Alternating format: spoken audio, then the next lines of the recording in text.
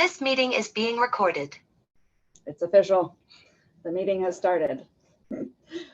Since this is all such a small group, we're very happy to take the content more or less of what you're interested in hearing about, and kind of diving basically on whatever parts you want to talk more about. We'll go over the overview of the Angel Conference this year, what to expect from an entrepreneur's standpoint.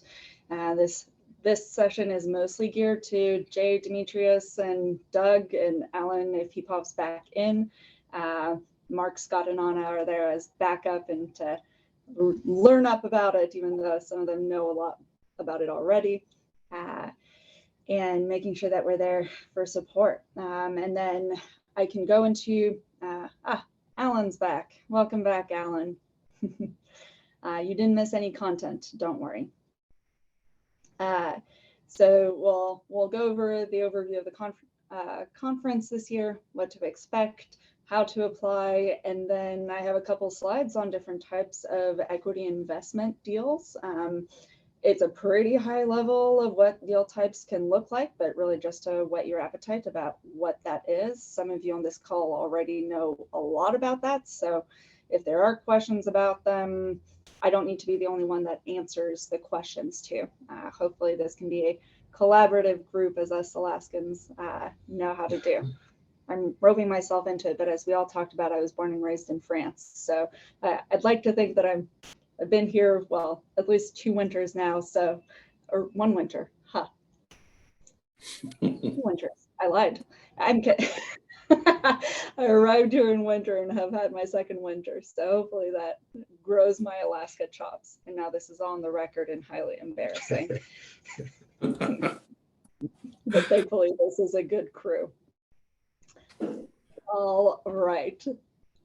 For the more formal part and not Melanie's soapbox talking. Oh, can you all see the slides? Yeah. Thank you. All right, so hopefully you all know that we're talking about the Alaska Angel Conference for 2022 this year. This is what we will be talking about today. For those of you that aren't familiar with the Angel Conference yet and how this differentiates perhaps from other programs that exist in Alaska, the goal of the Alaska Angel Conference is to create stronger startup companies in Alaska, developing new angel investors by helping them through the process of making an actual $100,000 investment or so alongside other new and experienced angel investors. So there are 2 parts of it. There's the founder development, and then there's the investor development as well. What is angel investing? For those of you that might not be familiar with it, the idea of an angel investor is that it is an individual investor that comes in to help fund a company after friends and families have invested, or even not at all. You can skip over the friends and family and go straight to angel investors. And before you get to the point that you need to reach out to institutional investors or even go to a bank. So it can be a risky endeavor for all the investors that are investing in the Angel Conference. We do recommend that they speak to their financial advisor before they do this. And so especially for the founders here, if you know folks that might be interested in being an angel investor but haven't wanted to start just yet, let them know that this is a risky behavior or risky investment to make, but also that it's highly rewarding. At least that's what we hope for it to be. We have a couple of different phases to the Angel Conference and how we think about things. So right now we're very much in the application and recruitment phase of it, both on the startup front, hence having these kinds of informational sessions where you can ask your questions and we can share more about the event. As well as investor-focused events. Every investor commits to $5,000 or $10,000.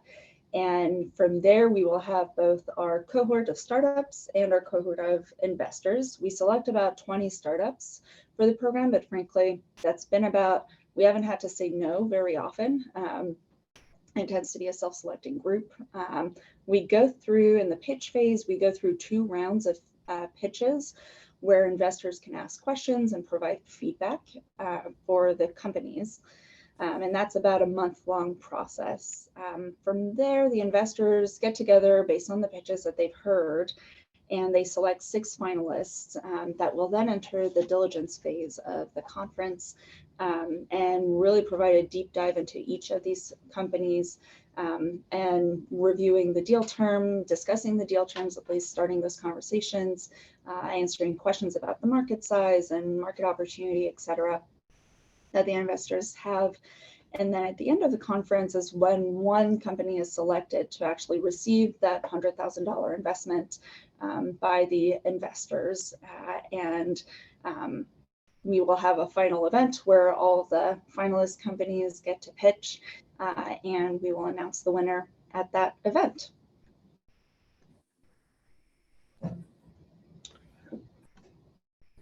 Thank you. Yeah, so application deadline for Alaska Angel Conference is February 11th for both entrepreneurs and investors.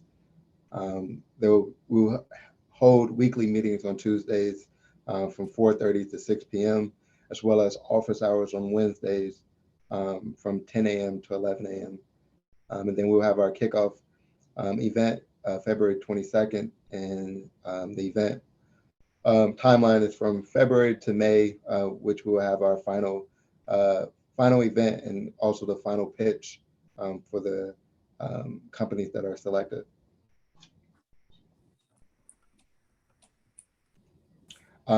Expectations or why an entrepreneur or startup should be interested. One, you have a chance to earn $100,000 in investment, and then as well as you will receive feedback from your pitches from both investors, mentors, and other individuals that are at the event, but primarily investors and mentors. And then also this will give you a chance to prepare for due diligence in the future, in that process of what you have to go through. You also grow your network of peers, so other startups and small businesses that are a part of Alaska Angel Conference, as well as partners, mentors, and other investors a part of the event. And then also being able to grow, build your name in the community as you go through the process. Ultimately, investors are here for you, whether it's non-accredited or accredited investors. They're here to part of the event to invest in your business, and then also to invest in Alaska's future. So, and this year we've partnered with GBeta, which if you look closely on this picture, you'll see Jay, who's already participated in the program. And the way that this partnership has looked like, they will have their application deadline by February 4th. Their program is focused on Anchorage-based companies. Unfortunately, they've been looking at expanding Alaska-wide, but for the time being, it's Anchorage-based. And so the Alaska Angel Conference has been part of the conversations and recruitment effort for both GBeta and for the Angel Conference. We're also opening doors for folks that are participating in GBeta to the Alaska Angel Conference, so that expands your network of other Alaskan entrepreneurs, as well as we will have Angel Conference participants will also be participating in the GBeta weekly lunch and learn sessions, and we will host a funders and founders reception for both programs later in the program as well. A lot of synergies there and sharing of resources to make sure that we're providing you the most value that we could across all of the different companies and programs that exist out there in Alaska. One other new feature that we have this year, and we keep innovating just like our startups do, is a partnership with WeFunder. So for the investors, we're collecting the investments through the WeFunder platform, and for the founders and startups, what this looks like is that we will have easier access to the WeFunder team. So if you wanted to invest through WeFunder, or if you wanted to raise a campaign and raise funds through WeFunder, we would have a direct contact that you could work with. And if you're selected as the winning startup for that $100,000 check, then you would receive all of the funds through WeFunder from all of the Alaska Angel Conference investors.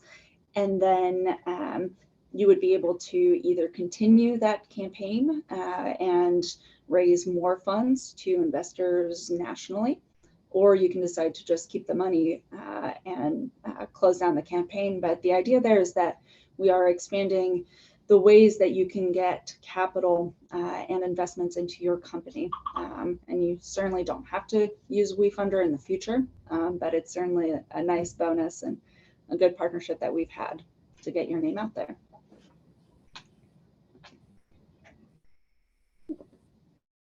Apologies.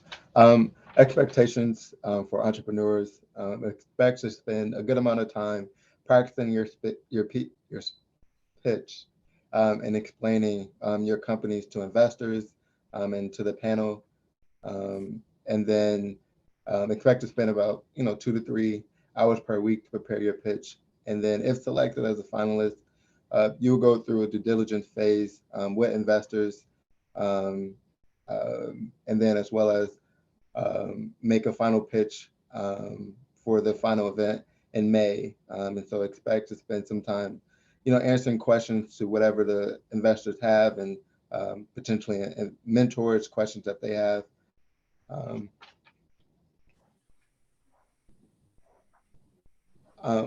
So just to note, these are not mandatory or required from companies and startups. However, these are just ideal for what a company profile looks like and what winners from previous Alaska Angel Conference have had. And so obviously, being a U.S. company located in or having significant operations in Alaska, you don't have to necessarily need. Slide is still on G beta. Well, that's annoying.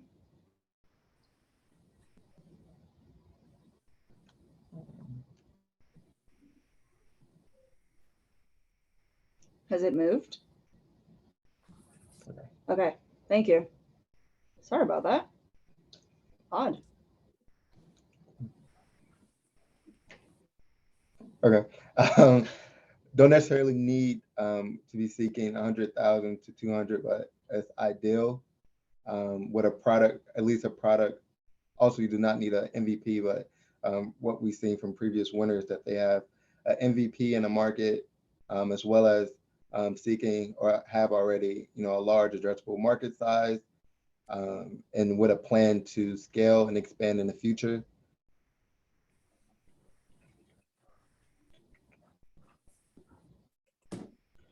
So to kind of explain the process of starting the application, for the link, you can find on the Alaska website, Alaska Angel Conference website. I'm sorry, the Alaska Angel Conference website. If you click Entrepreneur slide or tab, you will find the Apply Here link. Once you click the link, you will be brought to a home page to apply for funding. Once you apply for funding and click that tab, you'll be asked to go through a series, just some process.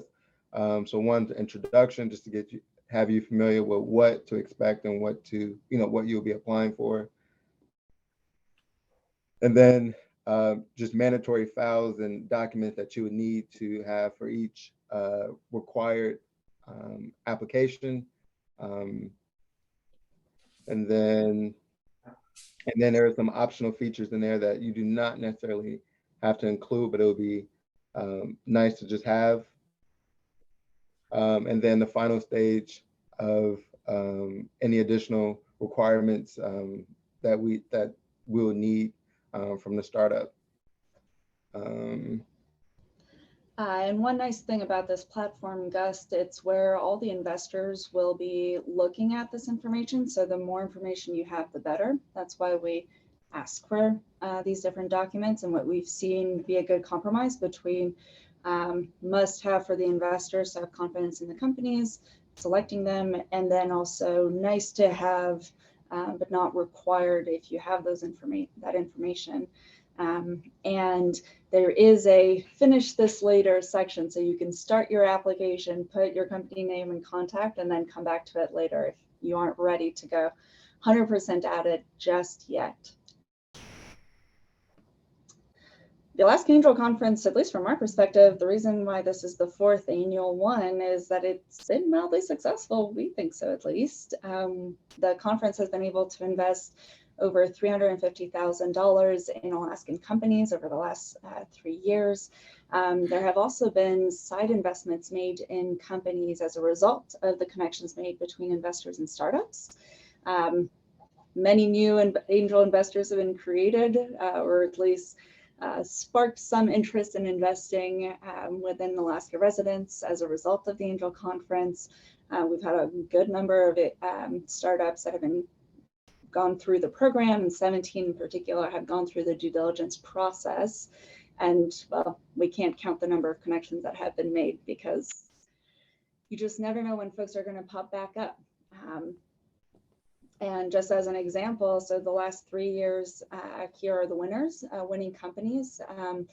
Ramper Innovations, that one in 2019, is currently fundraising on WeFunder. And so we weren't sure where they were going, and we hadn't heard from them in a while, but they've resurfaced in 2022. So there's always that longer lead time, and the seeds that we sow now might flourish at a later time. All right. So at this point, let's see, I had seen Karen Blackburn. At this point, I'll dive into a little bit more about equity investments and what that can look like. If there are parts of it that you want to spend more or less time on, or for those that have additional information that they want to share about it from their own experience, let's make this as lively as we want to, since this is hopefully a familial group. So what is an equity investment? Some will also call it shareholders' equity or owner's equity. And it's essentially an amount of money that is returned to a company's shareholders if the assets were liquidated at any point in time and the debt was paid off in the case of a liquidation, or at the event of an acquisition, the value of the company sale minus any liabilities that are owed by the company, sorry. And so that's what the equity is. So it could look like a loan in some ways, but it isn't, since this is essentially a made-up number of equity shares for future return on that investment. And so there are different parts of, there are different elements that investors look at to make that decision whether to invest or not. Of course, a pitch deck, which is very helpful when you're pitching, and especially for the 2 rounds of pitches that the Angel Conference goes through. A term sheet that lays out what these equity terms might be. Capitalization table or cap table to get a list of who actually are all the shareholders of that company, and what percentage of equity they have in that business. So that if an acquisition were to happen, shareholders could know what to expect. And then financial projections about the business to give some idea for investors when they might expect to be repaid, and along with their business plan, how they're actually going to achieve those goals. There are 6 types of equity investments that I've seen most commonly, and I think across the industry this is the case. There are really many others, and every investment can have its own deal terms. There are templates that are online for all of these, and gosh, you could mix and match and create all kinds of other investments if you wanted to. In Alaska, just writing a simple note on a napkin could be considered an investment in a company or an obligation, an agreement, so legally binding agreement. So there are many flavors of all of this, and it's certainly not one size fits all. Throughout the conference, we do go through a few more details on all of this to walk companies through what this might mean for their business specifically. And we also help investors learn about all of these so that they know what they're investing in and getting themselves into as well.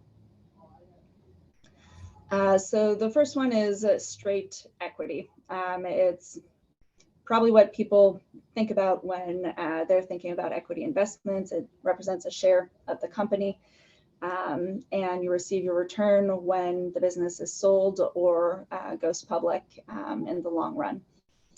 This doesn't quite work for very small businesses, and it's not great for investors that might be seeking a mid to short-term return horizon, because it could take a while for that company to create that liquidation event that would create the return for the investors in that business. But it tends to be the standard for venture capital in particular, and particularly popular for companies that are looking at getting acquired at some point in time. And so that's where having that business plan and financial projections can come in handy, is understanding, okay, based on where you see the company going, what type of deal terms might you sign with investors. Another one that we've seen and that has been discussed with Angel Conference winners, one of the Angel Conference winners in the past has signed a revenue redemption, revenue-based financing deal with investors from the Angel Conference. It's a mix of equity and ongoing revenue. So you'll discuss how much of a percentage of a company's revenue the investor gets paid back. And until you hit a certain amount, until you hit a multiple, the company continues to pay the investor back from its revenues. And if some of it is not repaid by that point in time, then the amount gets rolled into an equity share. Hello, CFO of the municipality. Are you on the conference call or something? We are indeed, Well, with investors and startups. Our Well, ecosystem. hi Say everybody. hello. Sorry to interrupt. My boss, Travis Frisk. Nice to see you guys. I got to go next door for the Hall of Fame dinner and everything. I was just going to let you know that I was on a conference call earlier with Mr. Clouda from Oh, the terrific. area. Your guy, what's his name? Nolan? Boss, Yes. yeah. Yeah, I was on a conference call with him earlier. All right, you guys, take care. Have a great evening. Thank you, Travis. Sorry to interrupt.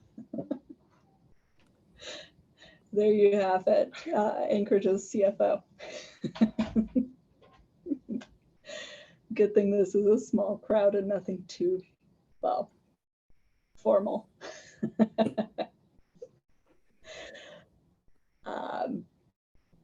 All right, so revenue redemption deals.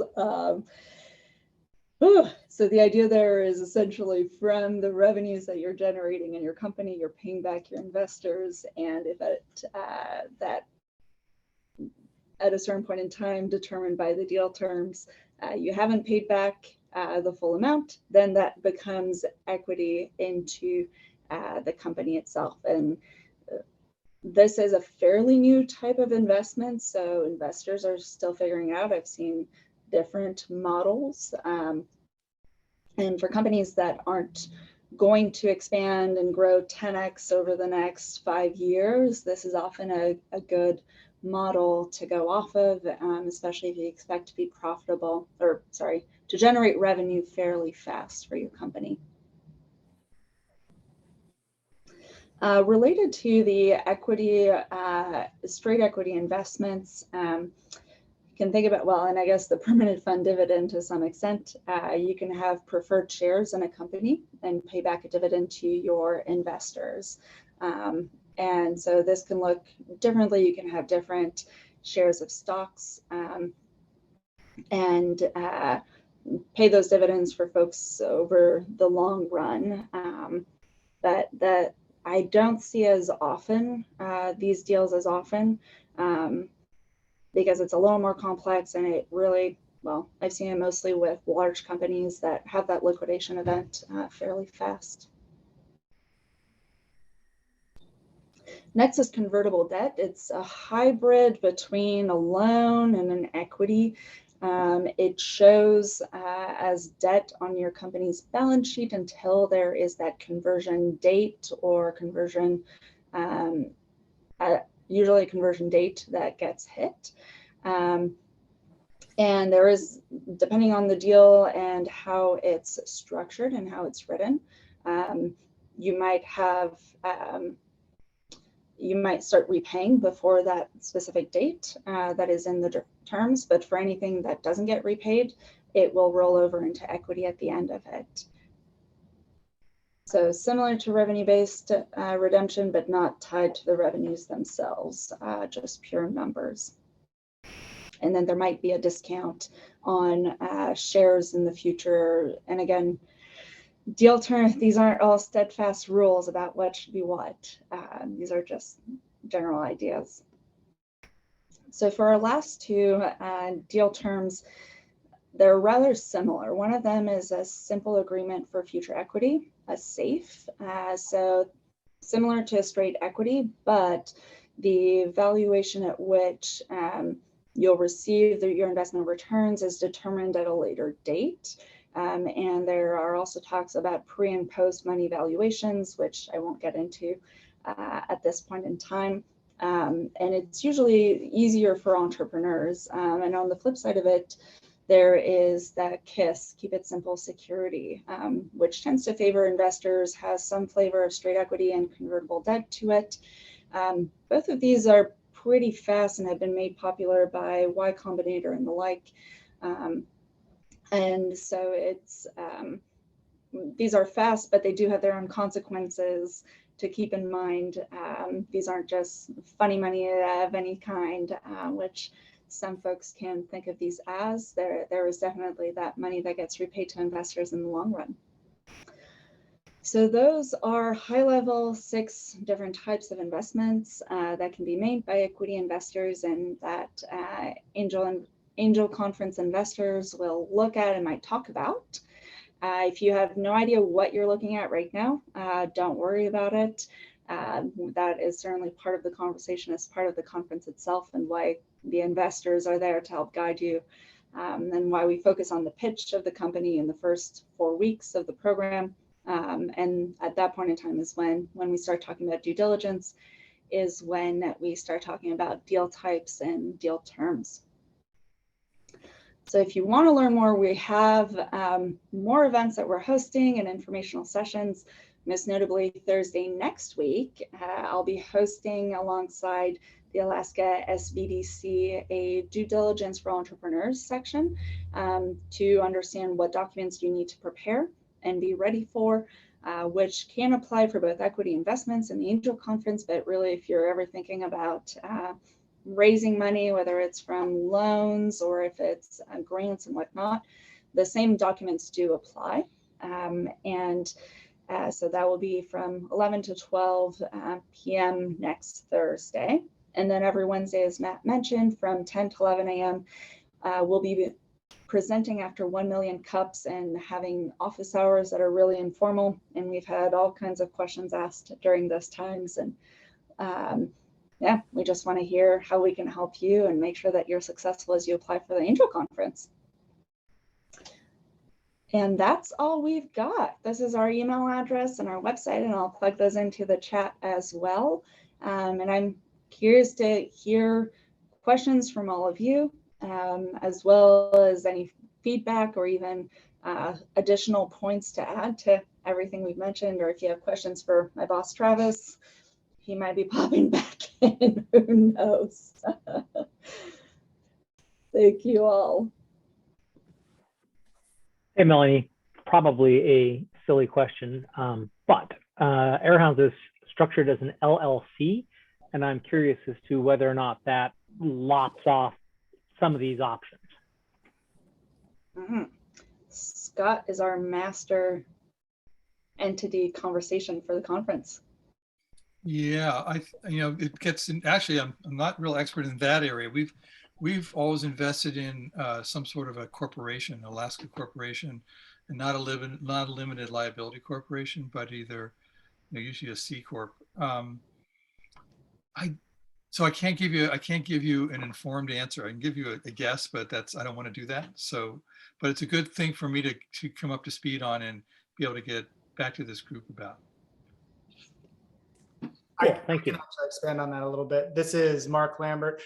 To raise any kind of serious venture capital or money from serious angel syndicates, you will need to be a C Corp. There's a really easy conversion from an LLC to a C Corp, but several of the financing vehicles that Melanie went over can be used for an LLC. So as far as this particular conference, I wouldn't let the type of entity the business is currently held in any way deter you. As part of that process, if investors like your deal and they want to put a deal together that would be precluded from being an LLC, all they'll do is create the new LLC and transfer the assets in the new LLC as part of the deal. So I wouldn't let it slow you down or deter you in any way from moving forward with the conference. But you should, eventually you will want to be an LLC. You will want to be a C Corp if you are planning on raising any kind of serious money. Because they simply just invest in you otherwise, both for legal reasons, LP reasons, and there's some serious tax consequences in investing in LLCs versus C Corps. Okay. As an example, the WebRes who earned the investment in 2021 was an LLC, and they converted, as Mark said, they converted to a C Corp as of the first of this year, just because they know that they're going to be going after more money than just what they receive from us, and they need to get set up to take those larger investments. Okay, that makes sense. Quick follow on versus C Corp versus public benefit corp, one way or the other. Well, so Alaska does not have B Corps or benefit corps yet. That's not in, those are established state by state. I think there are 34, 35 states that have the benefit corporation. So if you're going to be an Alaskan corporation, then you're going to be a C Corp if you're going that route. Gotcha, thanks. Yeah, I read an article about a seafood fellow up West Alaska, I believe, who was trumpeting B Corp. So I guess it got stuck in my head that was a thing, but maybe he incorporated outside of Alaska. I do know a couple of companies that haven't wanted to be B Corps, have their Alaska companies, they incorporated outside in a different state, but they're primarily doing business in Alaska at this time. Okay, thank you. Hey, Matthew, this is Alan. What constitutes being a C Corp? You have to have officers, right? A president, vice president, treasurer. And I looked it up a little last year sometime, and that's what is resonating with me. Can you elaborate a little more on how to convert from an LLC to a C Corp? I think that may have been directed to me. There's a website that you can Google called Cooley Go. Most C Corps are incorporated in the state of Delaware. If you're going to go after serious venture finance money, they will want your C Corp to be incorporated in Delaware. Again, it's not something to stress about too much now, because if you ever get to that phase, it's not that hard to create a company and transfer the assets into it. There can be some repercussions from a tax side for you as the founder that make it more advantageous to do it sooner rather than later. But Cooley Go has like a wizard that will walk you through the process. It's completely free, but you do have to have officers, but they can all be the same person. And you do have to have, I believe it's annual meetings. Correct me if I'm wrong, Scott. But they're like super simple, right? You sit down, you call the meeting to order, you do some stuff, you adjourn the meeting.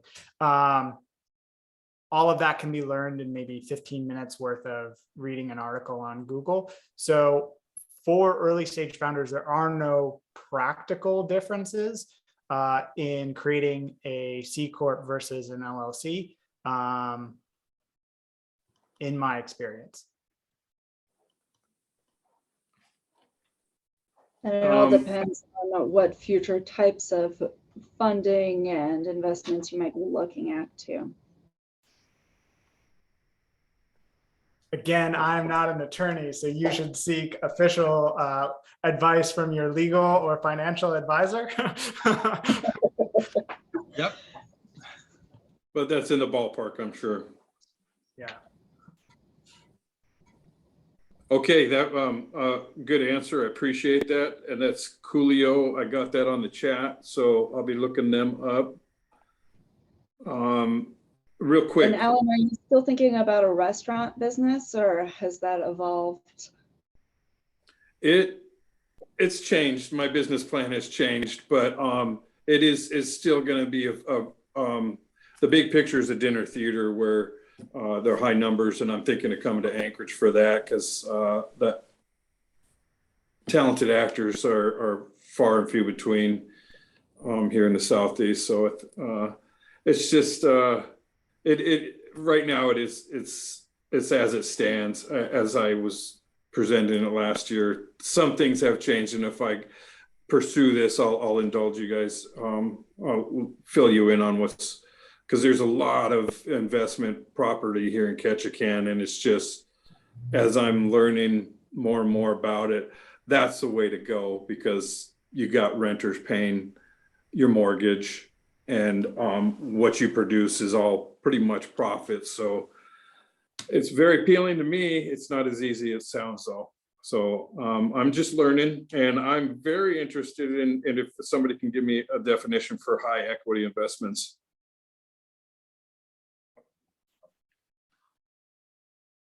Oh, we lost you. No, I'm still here. You can use that in context. I don't know if I've heard it used that way before. But use high equity investments in context. That's the first time I ever heard it. So can you define high equity investments? Sorry. Melanie, was that in Melanie's slides, Alan, that you saw that? I missed that if it went by. But Yeah, basically, equity investments are when somebody purchases a share of your company, and defined as high as, I guess, in the eye of the beholder, whether or not how much you want to give, how much of your company you want to sell to somebody else. That might that's kind of a number where high might be high. One number might be high to somebody and low to somebody else. So it's hard to say what that is. I think I mentioned straight equity. Yeah. But I don't think I mentioned high. Oh, Yeah. Well, that's what I heard. My hearing's not too well in my left ear, and it throws everything off sometimes. So any questions about straight equity? Does that make sense? Somebody just purchasing part of your company? Yeah, I get that, but is that, I guess it's in between you and the investor as to if that's indefinite, is the life of the business, or they want an exit, or that's all to be discussed between you and the investor, I guess. Right. There are a lot of ways an equity deal can be put together, and yeah, you're right. It's a lot of discussion between the owner, the entrepreneur, the founder, and the investors. And most investors want a return at some point.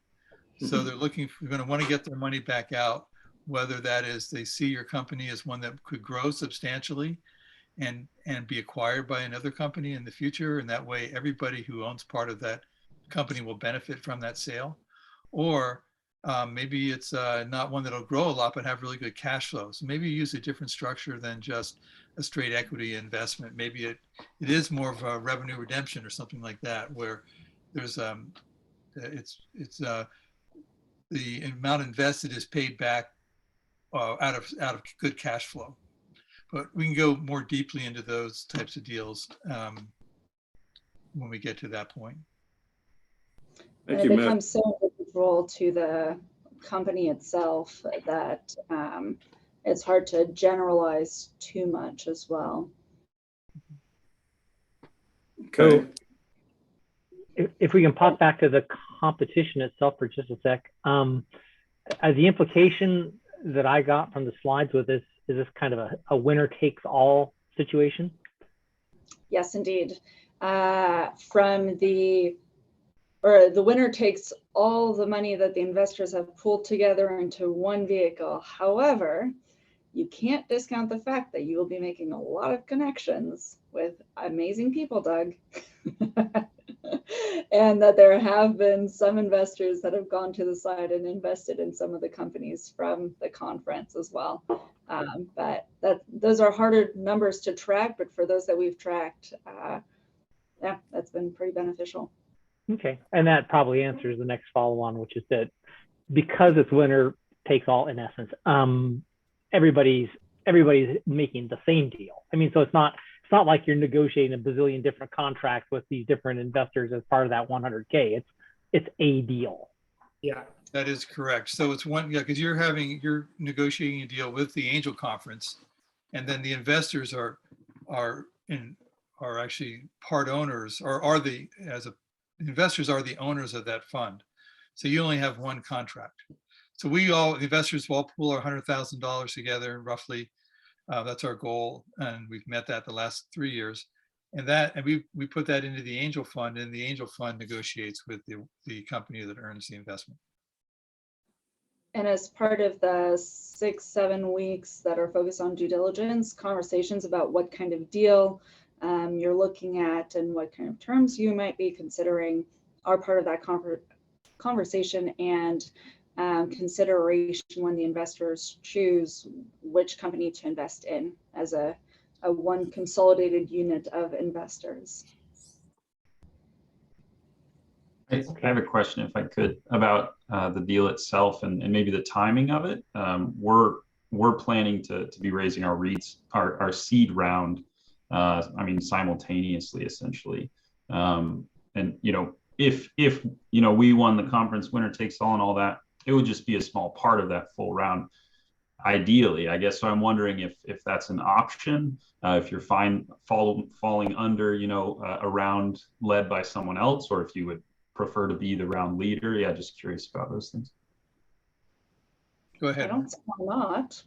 Oh, I was just going to say, in my experience, when you're raising a larger round, whether that's 250 or 3 million, whatnot, the first question investors are going to ask is like, how much have you already raised? And what's going to be nice about this is not only you'll be able to say that you've already raised 100,000, but you could also, depending on how much that total raise is going to be, you could already look at the Alaska Angel Conference as being the lead investor and use that as your term sheet. So you wouldn't necessarily have to negotiate new terms with every single person, because you already have, like, this is the term sheet if you want in, minimum investments 25,000, 50,000, whatever it is. And so that it makes things so much easier to snowball. The last 800,000 is so much harder than the first 200,000, right? Because everyone they look at it, oh, they've already got a deal lead, I don't have to negotiate the agreement. They've already got some people interested, people pile in. And so I would say if you were looking to raise a bigger round, this is 100. There's no reason you couldn't do them in parallel, and it could only strengthen that. Gotcha. Cool. Yeah, no, that helps a lot. I appreciate And that'll depend on the timing too. As Mark was saying, if the angel conference, if you don't have the seed round set up yet, maybe what you negotiate with the angel conference becomes the template, sets the term, as Mark was saying, sets the deal terms. Or if you're already underway, Angel Conference is interested in your company, we could look at the seed round terms and see if they are okay with us. In which case, then we can just join in, because there's no use creating another whole investment vehicle, unless if we can all agree on the terms anyway. Sure. Okay, that makes sense. Thanks, guys.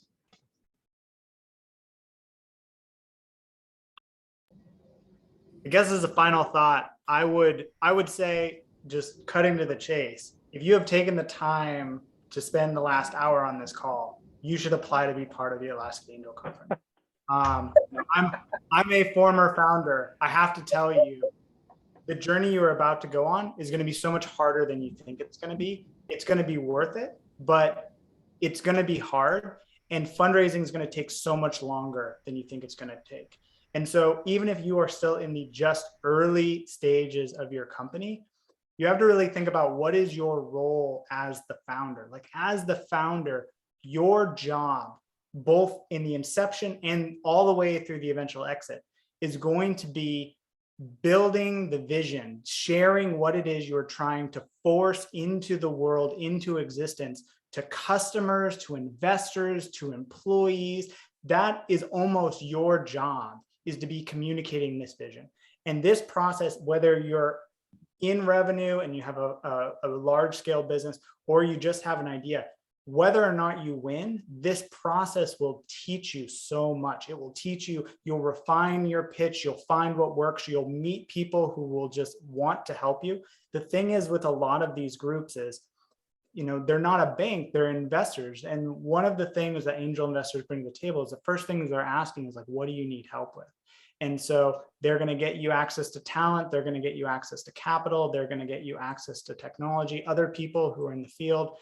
It's just worth it. I mean, I can't say it simpler than that. If you are really considering doing this, where you are going to take potentially a lot longer portion of your life than you think it's going to be right now, and you're going to devote it to this project, you owe it to yourself to kind of step back and spend some time working on the business and refining it, what it is that you're building, and getting feedback from people in the community that can either help or maybe even provide some guidance to point you in a different direction, where you ultimately find that product market fit and have the real success. So I would just say it's worth doing.